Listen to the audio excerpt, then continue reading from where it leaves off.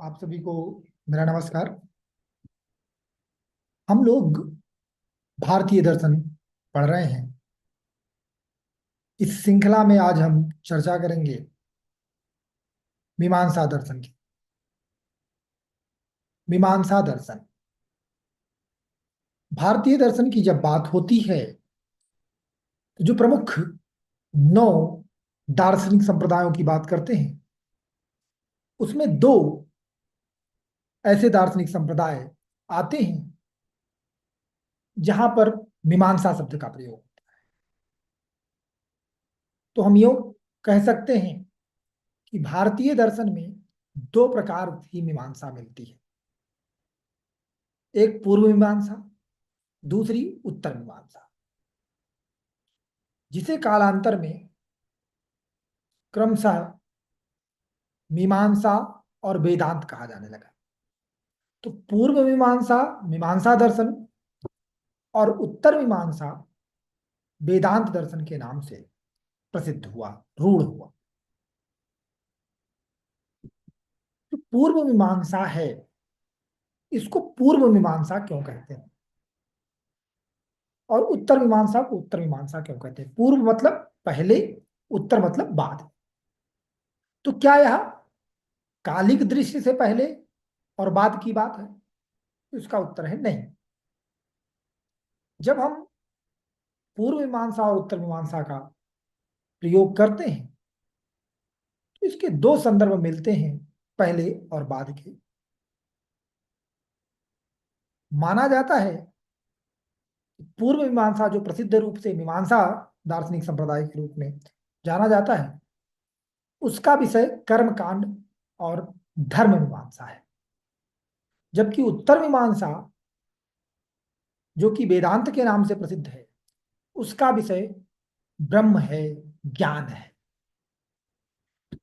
क्योंकि वेद ही इन दोनों के मूल में है, और जब हम वेद शब्द का प्रयोग करते हैं, जैसा कि चर्चा हम कर चुके हैं पहले भी, तो उसका अर्थ होता है संहिता, ब्राह्मण, अर्णव और उपनिषद।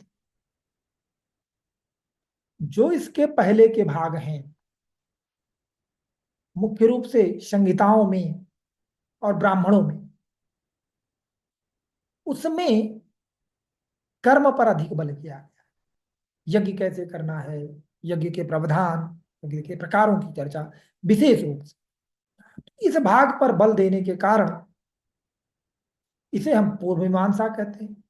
जबकि उत्तर भाग अर्थात कि उपनिषद, जो वेदांत के नाम से प्रसिद्ध है, उस पर अधिक बल देने के कारण यह उत्तर मीमांसा कहलाई। इस श्रृंखला में संहिता, ब्राह्मण, अर्णव और उपनिषद, इस श्रृंखला में जो पहले आ रहा है वो पूर्व मीमांसा का भाग हो गया, जो पहले वाले हिस्से पर जोर दे रहा है। जो बाद के हिस्से पर जोर दे रहा है वह उत्तर मीमांसा। एक और कहानी प्रचलित है पूर्व और उत्तर मीमांसा के विभाजन की। वेद व्यास, व्यास के शिष्य थे जैमिनी। जब व्यास ने जैमिनी को सब वेद का ज्ञान दे दिया, तो उसके बाद व्यास ने जैमिनी से कहा कि इसको आप 20 अध्यायों में लिखिए। जैमिनी ने प्रारंभ के 16 अध्याय तो लिखे, किंतु अंतिम के 4 अध्याय वो नहीं लिख पाए। और उन्होंने अपने गुरु जी से कहा, अर्थात कि व्यास से कहा कि ये 4 अध्याय हमसे नहीं हो पा रहे, ये आप लिख दीजिए। तो शुरू के जो 4 अध्याय, 16 अध्याय हुए, वो 16 अध्याय मीमांसा दर्शन के नाम से प्रसिद्ध हुए, और बाद के 4 अध्याय वेदांत के। तो मीमांसा सूत्र और वेदांत सूत्र, ये दोनों पृथक पृथक सूत्र न होकर एक ही सूत्र के भाग हैं, ऐसा कहानी में वर्णन मिलता है। अभी जो हमारे पास मीमांसा सूत्र उपलब्ध है, उसमें केवल 12 अध्याय ही मिलते हैं। 16 में से 12 ही मिलते हैं, 4 उपलब्ध नहीं। वेदांत सूत्र में 4 अध्याय हैं। तो यदि वो 4 अध्याय और मिल पाए तो इनमें कोई संपर्क सूत्र स्थापित हो पाए इस कथा को पुष्ट करने के लिए। किंतु जैसा कि हम बात कर रहे हैं, परीक्षा की दृष्टि से बात कर रहे हैं, तो ये कहानी आपको पता होनी चाहिए थी। बस इतनी बात है, आप यहां तक ही जान। आपके लिए जो ध्यान में स्मरण में रखने का विषय है वो यही है कि पूर्व मीमांसा शब्द का प्रयोग जब हो रहा है तो रूढ़ रूप में, प्रसिद्ध रूप में मीमांसा दर्शन का प्रयोग होता है, और उत्तर मीमांसा शब्द के लिए वेदांत दर्शन शब्द का प्रयोग हो रहा है। अगर हम बात करें मीमांसा दर्शन दार्शनिक संप्रदाय की, पूर्व मीमांसा की, तो उसी की हम चर्चा करने जा रहे हैं। इस पहले भाग में उसका हम परिचय लेंगे, फिर आगे के भागों में और चर्चा करेंगे। तो यह दर्शन, यह दार्शनिक संप्रदाय वैदिक कर्म कांडों पर आधारित ब्राह्मण ग्रंथों से शुरू होता है, क्योंकि ब्राह्मण ग्रंथ मुख्य रूप से कर्म पर, कर्म कांड पर बल देते हैं। ऐतिहासिक परिप्रेक्ष्य कुछ ऐसा हुआ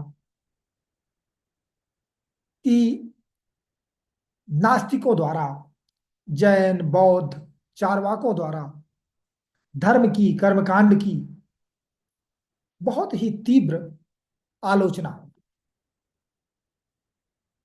अब ऐसे में वेदों में वर्णित कर्म कांडों की रक्षा करने की आवश्यकता थी। यह आलोचना चूंकि तर्क के आधार पर हो रही थी, तो यह रक्षा भी तर्क के आधार पर ही होनी थी। अतः जैमिनी ने तर्क द्वारा कर्म कांडों की प्रासंगिकता सिद्ध करने, उसकी तार्किकता सिद्ध करने के लिए जिस सूत्र की रचना की वह मीमांसा सूत्र से ही मीमांसा दर्शन की उत्पत्ति होती है, उसका शुभारंभ होता है।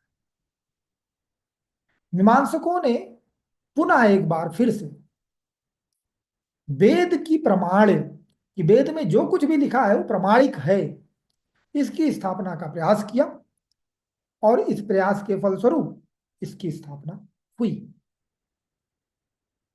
तो जो प्रमुख दार्शनिक विचार या सिद्धांत मीमांसा दर्शन के साथ जुड़े हुए हैं, उसमें से पहली बात है कि वेद अपौरुषेय हैं और नित्य है। अपौरुषेय मीन्स इसकी रचना किसी पुरुष ने नहीं की है, ये कभी रचे नहीं गए हैं, नित्य हैं, हमेशा से थे। दूसरी बात, वेद स्वतः प्रमाणित है, वेद को किसी और के प्रमाण की आवश्यकता नहीं। वेद स्वतः प्रमाणित हैं, वेदों में जो बातें लिखी गई हैं वो अपने आप में प्रमाणित है। यदि कहीं पर हमें विरोधाभास आदि दिखाई देता है तो हमारे समझ का फेर है, और विरोधाभास आदि की व्याख्या करने के लिए ही मीमांसा दर्शन में अर्थ के सिद्धांत का प्रतिपादन किया गया। मीमांसा दर्शन में कहा जाता है कि धर्म वह है जो वेद प्रतिपादित करता है, जो वेद में लिखा है वही धर्म है। तो धर्म को जानने के लिए वाक्य और शब्दार्थ बोध को समझने के लिए अनेक प्रकार के सिद्धांतों की स्थापना की गई, अनेक प्रकार के सिद्धांत गढ़े गए मीमांसकों द्वारा। इसके आधार पर यज्ञ और कर्मकांड को धर्म सिद्ध करने की कोशिश की। सामान्यतः यह माना गया मोक्ष प्राप्ति के लिए यज्ञ आदि कर्मों की आवश्यकता नहीं है, लेकिन मीमांसकों ने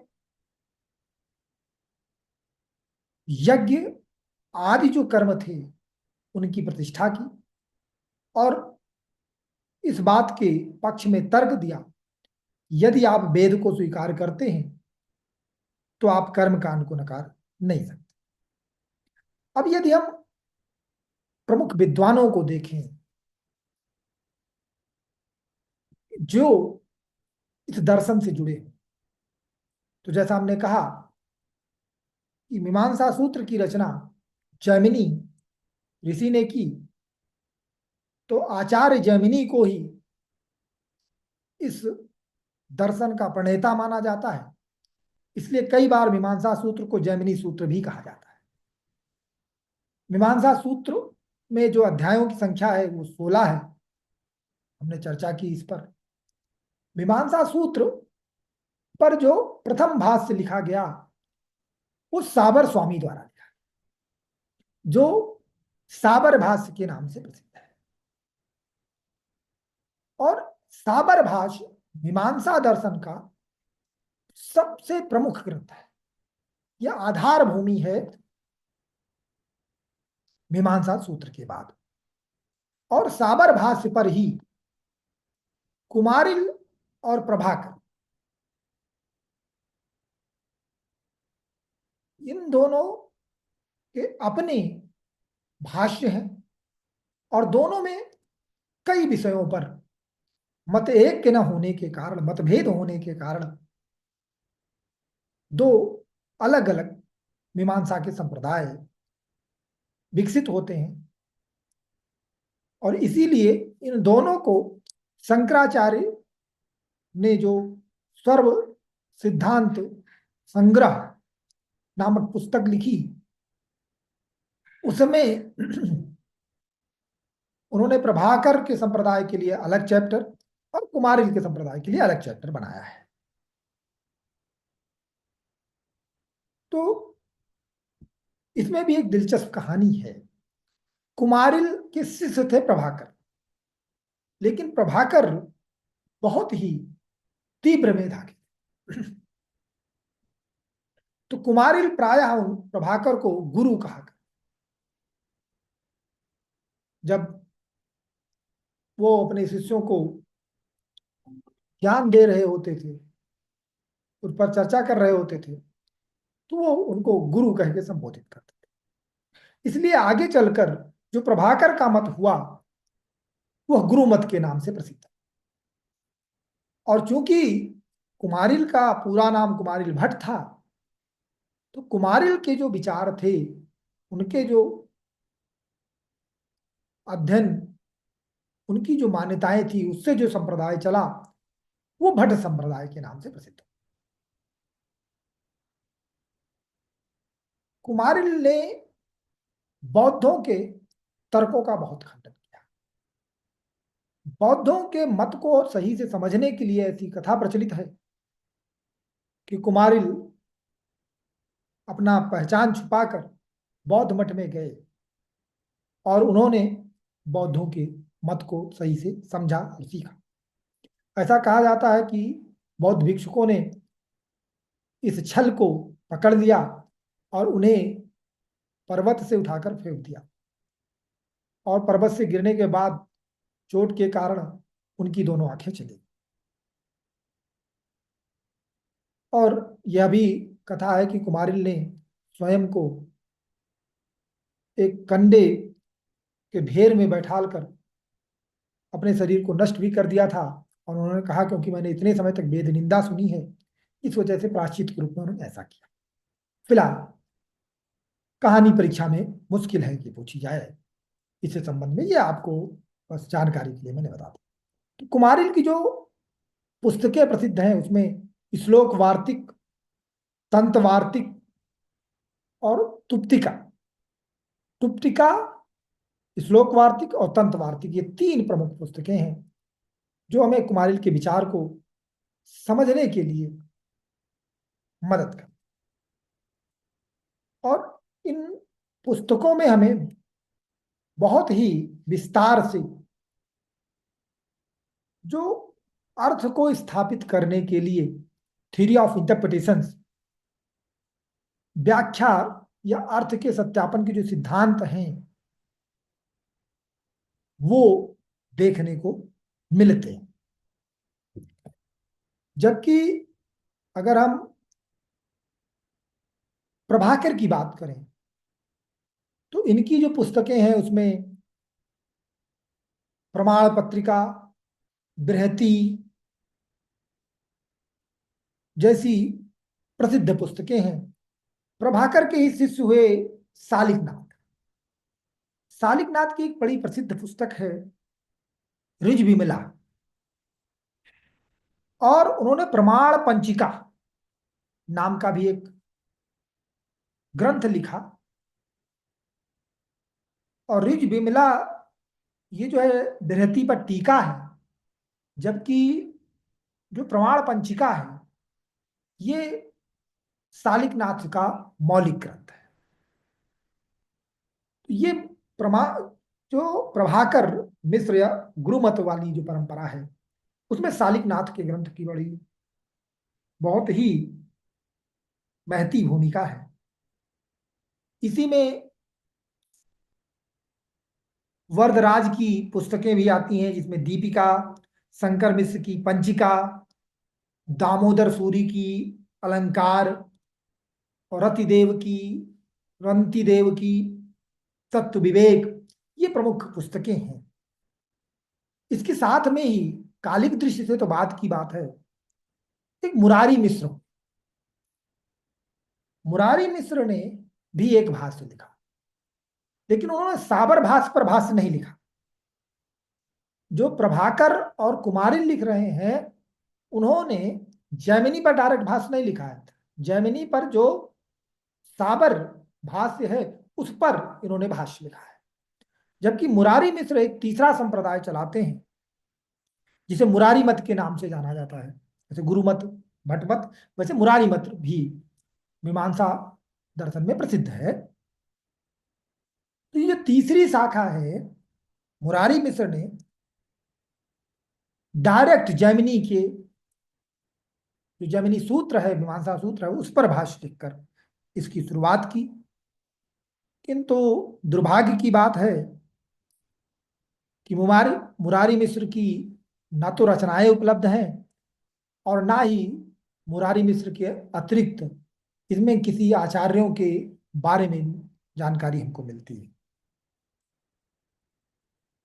तो ये दार्शनिक संप्रदायों की बात है जो संबंधित है मीमांसा दर्शन से, और मीमांसा दर्शन का ये सामान्य परिचय।